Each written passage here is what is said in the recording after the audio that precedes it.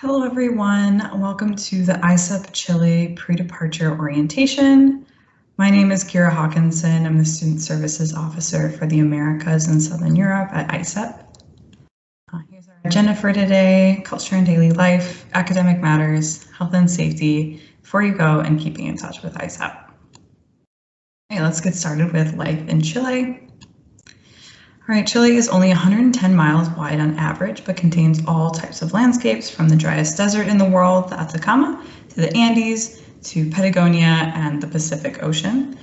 Chile is isolated by the Andes, so it has developed very distinct vocabulary and slang called Chilenismos. For example, palta is avocado, caché is got it, you know, and bacán is cool. So a little bit different than maybe what you're used to. Keep in mind that the accent is probably a little bit different than maybe other countries that you're used to hearing, maybe like Mexican or Spanish accents. Indigenous peoples make up for 9% of the population. Mapuche is the largest group at 84%. There's also a strong influence of Italian and German cultures in addition to Spanish culture in Chile. Daily life in Chile. Chileans keep a longer work schedule compared to the rest of Latin America, with people in Santiago often working until 7 p.m. Many small businesses may be closed on Sundays. La hora del taco is rush hour, and nightlife starts very late in Chile, picks up about midnight and often goes until 6 or 7 a.m. If you're coming from Europe, that's maybe something that you're used to, but if you're coming from the US or other countries, that's maybe a little bit later than what you're used to for nightlife. All right, interpersonal relationships. Two women or a woman and a man greet each other with a kiss on the right cheek. Two men may shake hands. It might be a little bit different right now with the pandemic, but just something to keep in mind for greeting people. When you enter a store, classroom, or office, it's customary to greet everyone with a buen dia.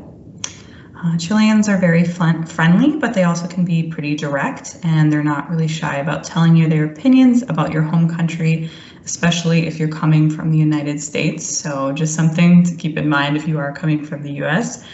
Chilean history and politics, it can be a little bit more of a sensitive topic in Chile, so I would wait to bring up those types of topics until Chileans introduce the topic themselves. Housing, PUCV and UCN do homestays. Many families have been working with the host university for a long time, so for you there'll be a really great resource for Chilean culture and be able to practice your Spanish. At Universidad Técnica Federico Santa Maria, they do a student residence hall. You can contact your host university coordinator if you have any questions or concerns about your housing while on program. Meals.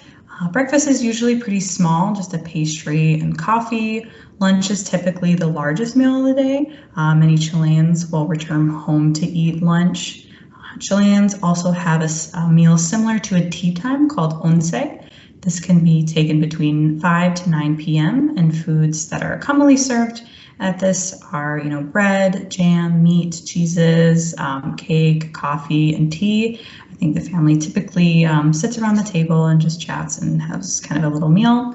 This could be in addition to dinner or even a replacement. Something to keep in mind about supermarkets or supermercados is to bring your own bags, and that it is customary to tip the grocery bagger.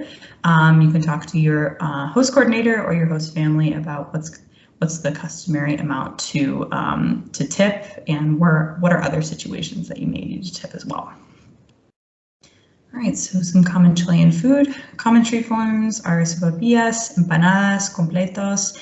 Here's some example pictures on this slide. Chilean drinks are pisco sour, it's the national spirit of Chile. Another Chilean drink is mote con husillo, which is a non-alcoholic beverage consisting of a sweet, clear, nectar-like liquid made with dried peaches cooked in sugar, water, and cinnamon. And then once it's cooled, it's mixed with a fresh cooked husk wheat. So you can see an example of this on the corner of the slide on the left. Restaurants. Chileans enjoy eating at restaurants. Many will have outdoor seating year-round. When you're paying your bill, your server will often ask if you'd like to add a tip. It's usually around 10%. For excellent service, you can leave an extra 5%. Also, many street vendors, there are going to be a lot of street vendors in Chile that you can grab a bite to eat, especially late at night. Food delivery apps are also very popular, especially in Santiago. So technology in Chile. Chile is a tech hub within Latin America, so internet is widely available. Many restaurants, hotels, different things like that will list their password for you to connect. Common chat app is WhatsApp. I would definitely recommend downloading WhatsApp if you haven't already before you go on your program. Consider whether you can get an international plan with your current provider or if you want a Chilean SIM card. Just something to keep in mind. If you're planning on using a Chilean SIM card, you may have to get your phone unlocked with your home provider before you can go, just so that your phone will actually accept the Chilean SIM card. You can also talk to your provider about international plans they offer. Another option could be that you rent or buy a cell phone while in Chile. All right, finances in Chile. In Chile, they use the Chilean peso. Credit cards are widely accepted at major businesses and in cities such as Santiago, but cash may be necessary in smaller establishments or at street vendors. They may ask you con qué cancelas, which is basically, you know, what are you going to use to pay? You can say con tarjeta o efectivo, which is a card or cash. ATMs are also widely available to withdraw cash. Just important note, be sure to let your bank know that you're going to be traveling to Chile before you go, just because you don't want to be in a situation where your account is frozen because your bank didn't know that you would be traveling to Chile. You can also talk to your bank about any kind of withdrawal fees and different things like that. Sports and leisure. Some popular sports is soccer or football. As with the rest of Latin America, it's a very popular sport. Also basketball and tennis are popular, and gyms are widely available. So you can talk to your host coordinator if you want to be a part of some of these sports or go to these events or join a gym while you're there. Some popular events are Viña del Mar International Song Festival or Lollapalooza, Chile. Again, talk to your host coordinator about different activities or events that are happening around the city or campus that you would be interested in attending. All right, major holidays and vacation periods. I'm not going to go over every single one, but you can definitely pause the video at this point and just kind of go over different break periods and, you know, when you might not have classes, and then you can take the time to do other things or do a little bit of traveling on your own. Just going to touch briefly on culture shock. Just know that culture shock is a very common thing that happens for people that, you know, live or move to a different country. It can kind of go in waves, so it can start out in a kind of honeymoon period, very exciting, doing a lot of things. You're having a really great time. Then you can have kind of your first conflict or big cultural difference that puts you at kind of a low point, and you feel like, why did I do this? I don't know if I can last for the entire semester. This is going to be really difficult. And then you can and then you spend time adjusting, and it can kind of go from there and kind of have ups and downs. Just know that this is a very common thing that happens to a lot of students in particular that study abroad. Obviously, if it gets to a point where it's, you know, you're not adjusting and having a really difficult time and not enjoying your time in Chile, definitely reach out to me and your host university coordinator about, you know, ways that we can help you or, you know, help you adjust a little bit better. So know that, again, very common thing that happens, and you'll just have to be patient with yourself, but reach out to us if you feel that it's, you know, not getting any better. Here's some reflections from past ISEP students. I'm not going to read over them, but you can definitely pause the video at this point, kind of read over reflections from past students and their experience and things to keep in mind. All right, academics. So the higher education system in Chile, most Latin American universities operate on the carrera system, where students studying the same subject take all their classes together in one facultad through graduation. So essentially they have kind of a set schedule for them, where they'll take a particular class the first year, first semester, and so on and so forth. Some ISEP students enrolled in regular university courses have found that a good way to get to know local students is to take at least 2 classes with the same group. So for example, 2 second-year classes in the Department of Sociology. So just something to be aware of with the Carrera system. So 3rd or 4th year classes at a Latin American university might be a little bit more difficult to manage, as they will assume that you have a good degree of prior knowledge in the subject, just because they go by, particular semesters and years based on their career. Right, campus culture. There's plenty of opportunities to get involved, so definitely talk to your host university coordinator about, sports teams, different clubs and organizations. If you want to do volunteering or community engagement, you can see if they have any credit-bearing service learning opportunities. So they'll most likely go over this in orientation, but if you want any further information, if there's something they didn't touch on, you can definitely talk to your host university coordinator about other opportunities.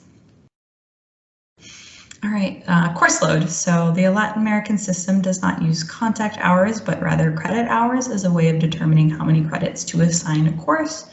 A full course load is usually 4 to 6 courses. Note about attendance, please go to class. I know that might be kind of obvious, but really important that you go to class, particularly in Latin America, just how the class is set up. It's a bit more formal, so maybe don't wear, sweats or something like that. Don't fall asleep in class. Just be a little bit more respectful. Another thing to note is student strikes happen occasionally in Chile. Your host coordinator can provide guidance on this, but generally our policy is that we don't recommend that ISEP students participate in strikes or protests, just because a lot of times they may mean to start out, very peaceful, but it can escalate or get more violent. So we just recommend in general just to not participate in these types of events.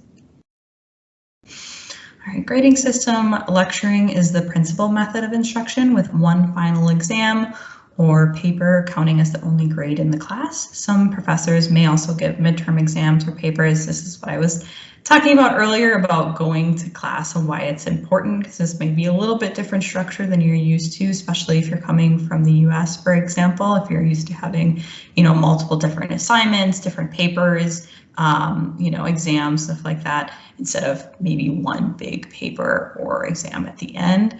So it's really important that you are going to class and taking notes. The grading is from 0 to 7, 7 being muy bueno. In most classes, the majority of students will receive either suficiente or bueno from 4 to 6.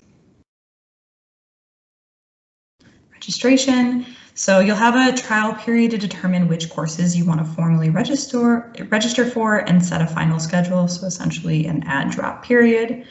Courses might need to be adjusted, so just keep an open mind if there's, maybe you started out in a course that you were anticipating on taking and then it's just not going to work out, so just be open-minded to some other opportunities. Once your course selections are final, you're going to want to contact your academic advisor at your home university just to make sure that you'll be able to earn credit for the courses that you're planning on taking for this semester. And another important note is to make sure that you're enrolled in the minimum number of credits required by your home university. Depending on the university, I'd say it's typically around 12 credits, but again, it's important to check with your home academic advisor about this. So once you've confirmed your schedule, be sure to check that you are on professors' class lists and that you're officially registered with the university. You can always talk to your host university coordinator about this. All right, so interactions with professors. Students are generally independent in Latin America, and professors treat them as such. So proactively reach out to professors and classmates if you have any questions or need extra help. You can write to your host university coordinator or academic advisor for general questions, or if you're having any trouble contacting a professor. Health and safety. Here is some critical health and safety resources for you. A lot of this information is available in your health and safety information tab in your ISEP accounts. You can also go to the ISEP website and search health and safety pre-departure orientation. You can access your ISEP student insurance on your ISEP insurance tab in your ISEP account. Please be sure to print your ISEP insurance card and letter and bring that with you to Chile.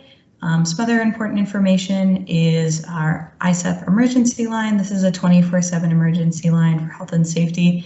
Obviously, don't call this if it's not an emergency, but if you do have a health emergency, situation while you're on site, you can call this number at the bottom of the page. Health and safety in Chile.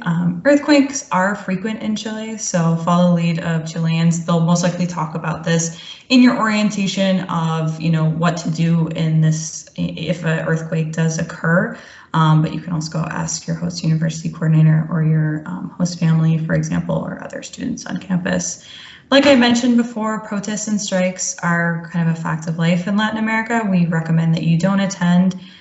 Like I said, even if it plans to be a peaceful protest, it can turn rowdy or violent, so we just recommend you don't attend. Please pay attention to security warnings from university or local government. Blend in, follow local social norms, mind your pocket, use travel wallets. So pickpocketing could be a common thing, especially when you're in bigger cities, so just be aware of that for if you have